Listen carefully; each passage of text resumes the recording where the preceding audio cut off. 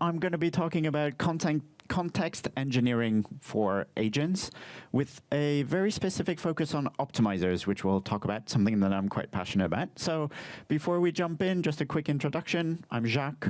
You can call me lots of things. Jacques works. Not a huge fan of Jacques, but I've heard all different variations, so just don't worry about it. Currently head of product at Comet, where we're building PEC, which is an LLM evaluation and observability platform. Also allows you to perform agent optimization, which we'll be talking about before today. I also do lots of side projects, so you can find me on GitHub. Lately been working on a little project to share your LLM chats, but just enjoying playing around with LLMs. So before we jump in, we're going to be talking about agents today. Lots of people say you can't really define what an agent is. I have my own definition that I like to stick to.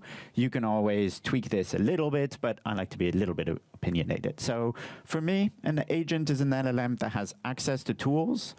And what's most important is it can decide what to perform. So instead of telling it exactly what it should be doing, you essentially give it a number of capabilities, and then it decides what it should be doing next. And that's really what an agent is.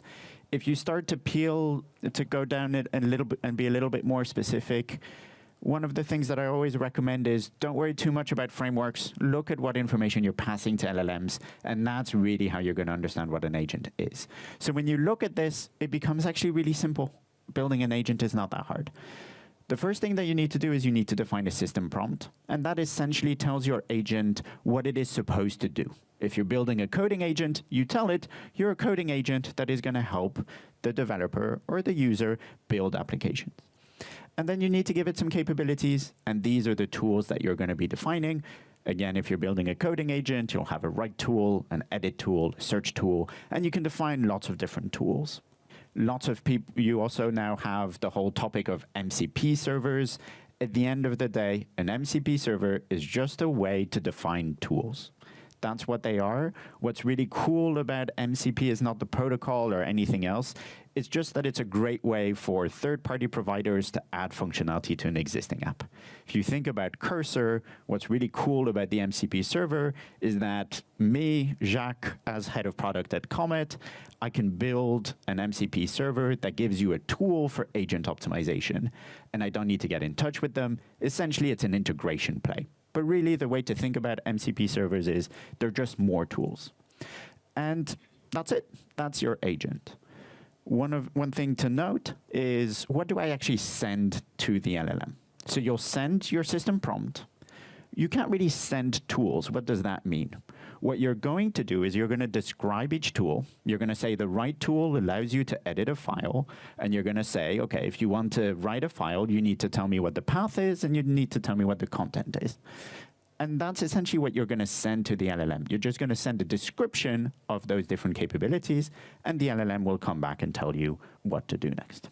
So what does that look like? So I start off with my LLM. I have my system message, I have the user message, and then I have my tool definition. Not the tools themselves, it's just something where you describe what your tools can do. What will happen is your LLM is going to come back and say, can you please read this particular file? You're going to do this, and you're going to send back to your LLM the tool result. Here is the file that you wanted me to read. It's then going to come back and say, can you read this other file? You're going to do the same thing, and you're going to send it back. And then finally, the assistant is going to say, okay, I've read the two files. Here is the information that you wanted to know.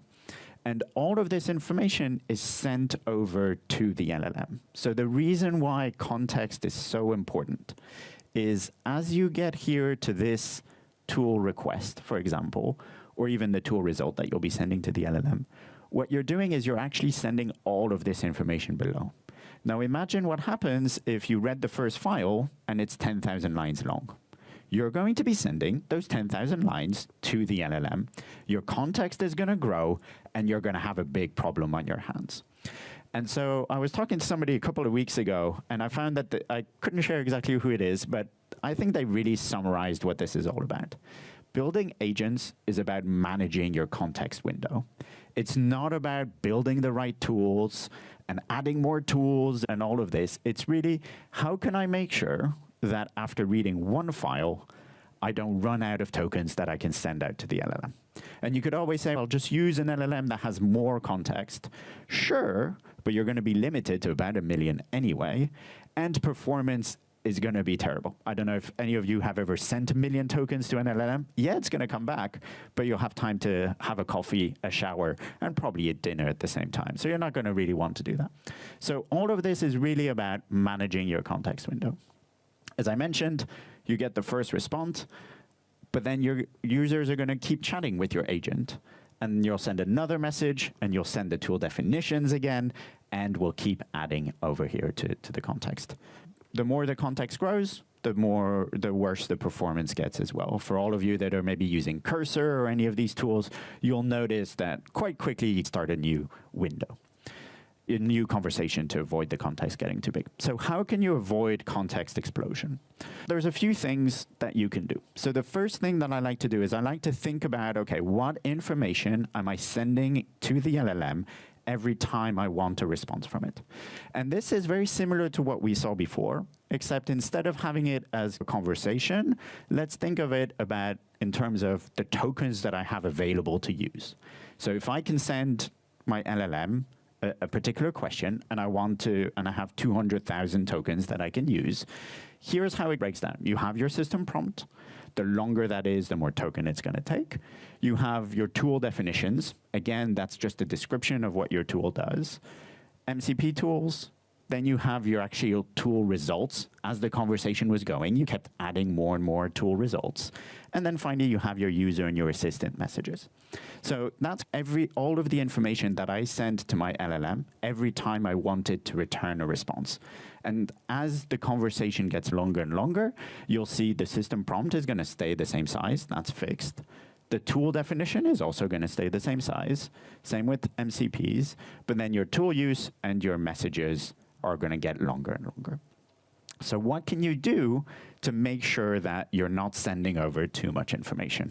The first thing that you can do, and is probably the simplest, is you can just truncate. You don't always need to send all of the information from the entire conversation back to your agent. So this is called message and truncation often. And so this is something that ChatGPT did very early in the early days, where you just have a sliding window. I'm not going to send back the 150 messages that exist in this conversation. I'm just going to send the 50 most recent ones. That's probably what's most relevant. The downside of that is you lose a lot of information. A file that you might have read at the very beginning of the conversation, the LLM is no longer going to be aware of it, for example. And so you have to go fetch it again, and that can become expensive depending on exactly what your tools are. What you'll notice if you're using Cloud Code or Cursor these days is you can also, instead of just removing them, you can summarize them. So you'll summarize the context, and that will make it a lot smaller, and you can continue with the conversation. But again, you are losing a lot of information, and so that has some of its downsides. But that's probably one of the simplest techniques that you can use to manage your context. Another one that you can do is called dynamic tool loading. So one of the things that you'll notice is sometimes you can have a little bit of an explosion of tools, and they do take up a lot of your context due to the way that they're formatted as well. And so what you can do is, depending on the message that the user is sending, maybe I'll detect which tools I should be providing to my LLM. So instead of, if we go back here, in my coding agent, let's say I'm in Cursor and I'm in ask mode. If I'm in ask mode, I'm never going to be able to write anything. I'm never going to be able to edit anything. So let's not send those tool definitions to the LLM if the user is in ask mode. So you're dynamically choosing which tools you will make available to the LLM, and that's going to allow you to reduce the size of the context that you send, because again, that tool definition is just going to be a lot smaller. It sounds really nice in practice. There are some use cases where this works really well, but it can be really hard to know what tools you should be making available. So the Cursor example is really straightforward because it's essentially two different modes of the product. But if you're building a chatbot that has to answer user questions, how are you going to know which tools you should be using or not? That's why you've built the tools in the first place and why you have an agent, because you don't know exactly which tools to call and you want the agent to do it. So this one's a little bit related to the way that your product or your agent is built. One quick side note, if you ever start running into issues with Cursor, I do always recommend checking out the different MCP servers that you might have installed. Usually the performance of Cursor really goes downhill because you've added the GitHub MCP server and the Jira one, and each one of those has 30 or 40 tools that you never use. So do keep an eye out on this. Definitely a problem if you start integrating MCP servers into your application. These are two pretty simple techniques, but the one I wanted to focus on a little bit more is agent optimization. What we've talked about so far are deterministic, right? I just compress my messages, my context, I decide which tools. But what you can also do is you can use agent optimization. So the idea here is, and we'll take a simple example, you can also apply this to the rest of the context, is I'm going to take my system prompt and I'm going to take my system tool definitions and I'm going to try and compress that as much as possible. So the idea is I'm going to try and keep the same performance while making my system prompt smaller. Because what usually happens is you'll start with a relatively small system prompt that explains what your agent should do. Then you'll run into a bunch of edge cases that your agent doesn't really perform well in. And then you're going to start adding more and more things to your system prompt. And the next thing you know, your Claude code with 10,000 tokens in your system prompt. So what you can do is you can actually use optimization algorithms. There's a few that are quite popular. JEPA is probably one that you might have seen on Twitter that allows you to do some of these things. I'm actually going to talk about another one, a hierarchical reflective optimizer that's a little bit simpler to explain. And we'll see how we can compress the system prompt and the system tool definitions while maintaining the same performance. You can also use this as part of some summarization algorithms that you can use on the tool use and messages, but that's a little bit more advanced. So let's talk about the hierarchical optimizer. It's very similar to what we heard in the keynote around everything starts with evaluation. The first thing I need is I need a data set, a set of user questions, or a set of things that I want my agent to be able to do. I define then my agent. I define a metric. How do I know if the agent responded with the right thing?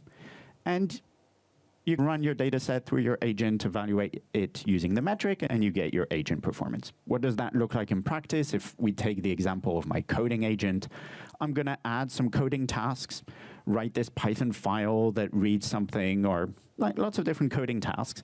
And my metric might be, does this code run successfully? At the end of the day, that's what I need my agent to do. If it runs successfully, pretty likely that it might actually work. So that could be the metric that you define. I have my data set, my agent, and I just want to make sure I know, okay, my agent can perform about 80% of the tasks that I have defined. That's the evaluation part. How does the optimization work? What you can do is you can run your evaluation. You can see my agent was able to answer 80% of the tasks. It means that it got 20% of them wrong. What you can do is you can actually use LLM, and GPT-5 is a great model to do this, to do root cause analysis of the different failure modes.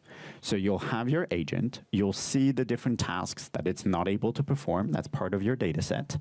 The optimizer algorithm will then run a root cause analysis on this. You can do it in a hierarchical way, because if you have a data set with a lot of items, you're not going to be able to pass all of that to your LLM. As we've talked about, context is a big problem. So you might split that up, compute the root cause analysis on a subset of your data set, and then summarize everything back. And that will tell you, okay, my agent is really good at this, but it got these things wrong, and here's why. And what you can then do is you can make updates to your system prompt or to your tool descriptions based on those root cause, based on the failure modes that it has identified. So here's an example. So here you can see on the side, it wasn't exactly a coding task that I was working on, but you can see an example of the root cause analysis that it performed. So I'm doing different iterations. In this case, my data set had 100 different items in it. And you can see that it analyzed it and it identified 5 or 6 different failure modes. And you can see, for example, here, the task I had was I asked my agent to follow some specific instructions that I had given it. And you can see that it's able to identify that when my data set had instructions that asked the LLM to repeat the prompt exactly, it wasn't able to do this. And so we have this failure mode, we have a description, we have a root cause. We can now update the system prompt so that the model doesn't do this anymore.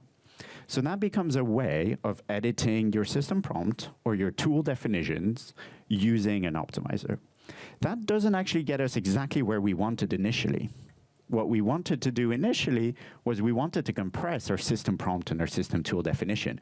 We didn't just want to make our agent better, because the way that it's going to do that is it's just going to add a bunch more instructions in my system prompt, make my tool definitions even longer, and I'm actually going to be growing the context. So optimizers, if you use them out of the box, they have a tendency to just increase the size of your context. What you can do instead is you can actually do multi-objective optimization. This is something we added to the OPEC library a couple of weeks ago, but what you want to do is, I'm not just going to optimize for performance. I'm not just going to have my optimizer try and get the best performance. I'm going to define a second metric, not just does my code run, but also what is the length of my system prompt or my tool definition. And what you'll do is you'll define a metric that says, okay, I want you to increase performance, but not at the cost of making everything longer. So you define this multi-objective optimization. And when you run it, not only is the LLM going to try and make your agent better, it is also going to try and make the prompts smaller. So what we've seen is we've seen a ton of folks use this multi-objective optimization to keep performance pretty much the same, but to increase latency, or decrease latency, shall I say, or decrease cost. Because at the end of the day, if you compress your context and the number of tokens you send to the LLM, then everything's going to run a lot quicker. So OPEC has an implementation of this that you can try out. DSPY is another very popular framework for doing these types of optimizations. The one challenge with DSPY is you do need to define your agent in their framework. So essentially, they are an optimization and an agent framework. So you can't use it with LangGraph, you can't use it with OpenAI, just code. And so that's one of the downsides of the DSPY library, but they definitely have some really cool algorithms in there as well. So we can then put it all together. So if you put all of this together, you can use your optimizer that will be compressing the system prompt and the system tool definition while maintaining good performance. You could do dynamic tool selection so that you can make your MCP servers and your tool definitions shorter as well. That's going to give you a nice boost in your context window. And you can use summarization or compression to be able to reduce the size of your tool use and results and your messages. So by doing all of that, you can typically compress your context often by about half. And that really makes a big impact on latency and cost for all of the different for your agent as a whole. The last thing I wanted to mention here as well is one of the things that I do recommend you spend quite a bit of time on, and this is where we're taking our optimizers at OPEC, is to really be careful about the data that you return from your tools. As I mentioned, reading a file, that can return a ton of information that ends up being part of your context. But you can tweak your tool so that you only read 200 lines at a time. That's what Claude Code does, for example. And that way, you're forcing the LLM to be more specific about what they need. The second thing that makes a big impact is being really careful about failure modes. If you're calling a tool and you're not able to for example, you're calling the database with a user ID, but it doesn't actually exist, returning a very specific error back to the LLM as part of your tool result will avoid your model going into a little bit of a tool loop. So I don't know if a lot of you have noticed this in Cursor, but sometimes it starts to read a file and read it again, and it's not quite the right format, and it tries 6 or 7 times. That can happen in your agent really easily. That adds a ton of context because your tool use and tool results grows and grows. And that is typically because what you're returning from your tool call doesn't actually tell the LLM what went wrong. And therefore, the LLM doesn't really know if it should try again, if it should try slightly differently. But if you're very specific in the errors that you return, then you will be able, your LLM will just be like, okay, that doesn't exist. I'm not going to try this anymore. I'm just going to return this to the user. So another quick tip on how you can optimize your tool use and your tool results. So we've covered kind of 3-4 different techniques. I do recommend checking out OPEC. We've got lots of different optimizers that we've been working on, and also the DSPY library that has loads of really great algorithms. Awesome. And so feel free to connect on LinkedIn. I'm Jacques. I'm going to be here most of the day as well. And I added a QR code here if you want to try out the OPEC platform. Awesome. Thank you, Jacques. First of all, questions? Any questions? I will have my own. If we don't have any, I'm going to scooch to the other side here. Cool. Then I will be able to be selfish and get out of the way, but also ask my own questions. So when a client comes to you, what's your starting point in terms of managing context around, we could say it's a coding agent or whatever, what's like the first two things that are like the biggest mistakes, I guess, you see when working with new clients? Yeah. 100% of the times, it's the metric. So before you can do an optimization, at the end of the day, you're trying to make a number go up or go down. You need to have a really good number. And so the metric is what we end up spending most of our time on. Usually teams already have their agent built. Usually they have a data set, a set of examples that they test upon. We spend quite a bit of time defining the metric. And once you have the metric, then everything else falls into place. But really, that's usually the hurdle and where I recommend teams spend most of their time. And the best way to do that is to think, when you read the data, what do you do? And that's what you then try to convert into a metric. Yeah, it's interesting. A lot of the time when doing these types of evaluations, it's understanding what's going on in your brain and then trying to translate that back to metrics or to instructions. That makes a lot of sense. Is there, in terms of managing system context, we know certain models can have 1 million tokens, 2 million tokens in the context window. There's varying studies. I'm not sure if you're familiar with context or not, but generally, you obviously don't want to use all that. So do you have a rule of thumb of, hey, this is like where we feel comfortable advising our clients to have this amount of context, even if the model can support more?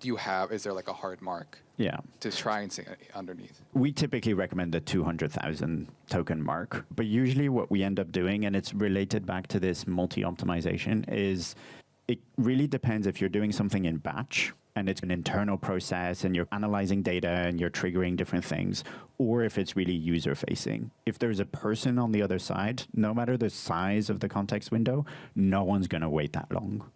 And then you lose a lot of the benefits more from a product perspective of the agent that you're building. And so for those two reasons, one, performance, when it starts going above 200, no matter what different providers claim, then you do have that problem of not being able to perform very well. But usually the time to first token in the agent response is what ends up in practice limiting your token, like your context window, much more than the limits of the model. Cool. That makes a lot of sense. Thanks for answering that. And I guess any other question in the back? All right, we go. Can you? It's a team effort. Thank you, everybody. So I'm going to date myself a little bit here. But when I see this magic that you're doing around managing the different elements of the context window, it brings me back to my early days of computers when we were trying to load device drivers for early versions of Windows, right? And this was a problem we spent hours and hours. Like every time you got a new machine, you spent hours trying to get your sound card and your network driver and your hardware, your SCSI driver, and all these sort of drivers loaded into memory so that Windows would finally load.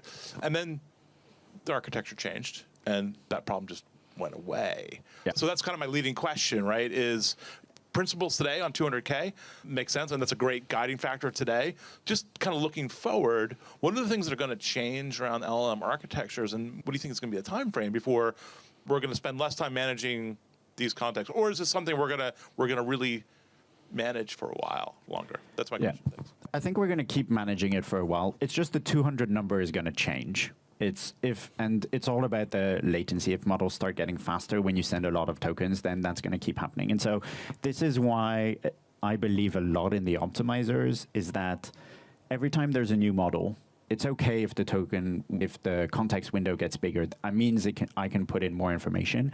I still need something to optimize it to make sure it's as fast as possible while performing as well. But I think what we've seen in the last 2 or 3 years is currently we're at a point where LLMs are good, but they're not the best when you actually try and build like a business or a real product or an application around it. And so as soon as you get an advancement in the model families, should I say, you're going to make use of it as soon as it's available, and then you're going to come back to the same problem. So it's not, so context windows get bigger, but we just use up more and more of it as soon as it becomes available. And so being able to optimize that for cost, latency, while also keeping performance is why we believe quite a lot in these optimizers. You can do all of this manually, which is what a lot of people do, like staring at prompts all day. But it becomes tricky because a new model comes along and then models don't behave the same. They call tools more or less, and then you're back to the beginning. And every month you spend your time learning the specifics of every model that's released. And then there was another hand up somewhere, I think. If not, one more here.